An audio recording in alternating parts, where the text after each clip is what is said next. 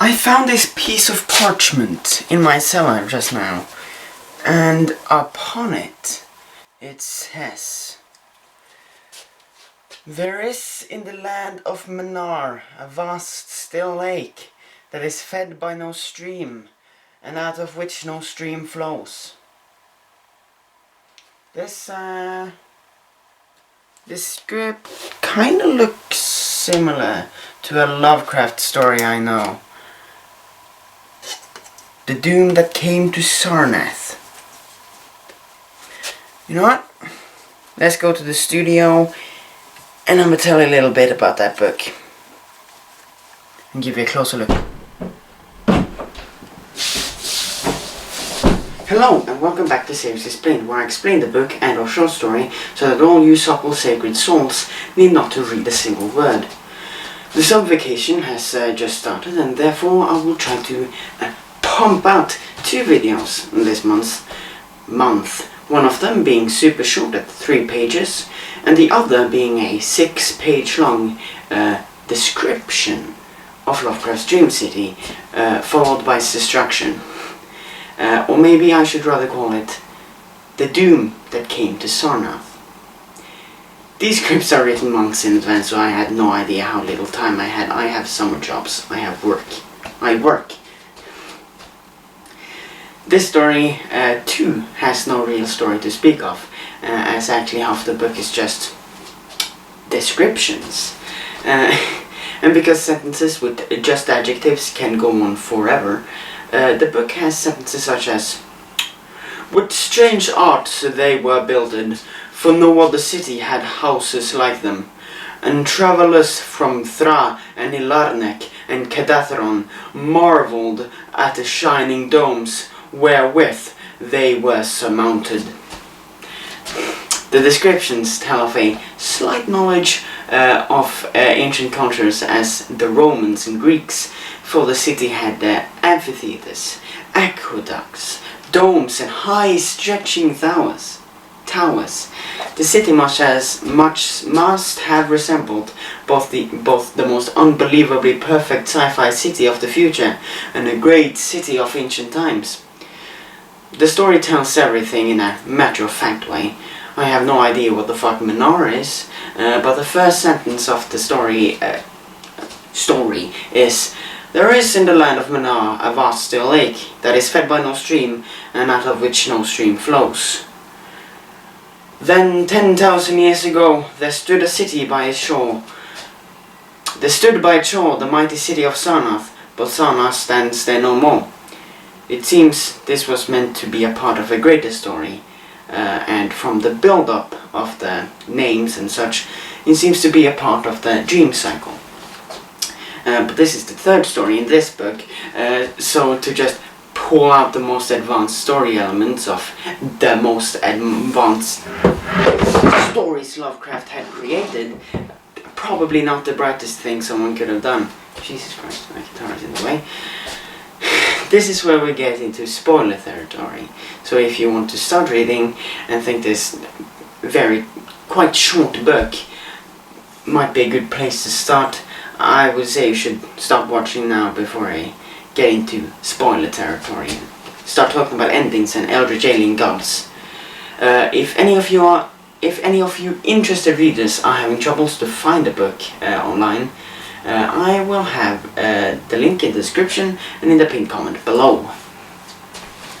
I should probably move this. The only story that can be spoiled can once more be summed up in a sentence. The inhabitants of Sarnath assault the city of Ib, killing all within, but after thousands of years the god that the Ibians worshipped struck down Sarnath. It's not really a sensible synopsis to any not knowledgeable of the Lovecraft dream cycle, but you do get all the story beats in that simple sentence. The only part of the sentence, strange to the unknowledgeable, is the names of the cities. If you switch the names of the cities out with Athens and Sparta, the story all of a sudden makes more or less full sense. well, as full sense as a story about the destruction of a city by means of water god. The story is not really a part of the dream cycle, it's just set within that universe, much the same as Tolkien fabled up his own little Middle Earth. Lovecraft made the dream cycle.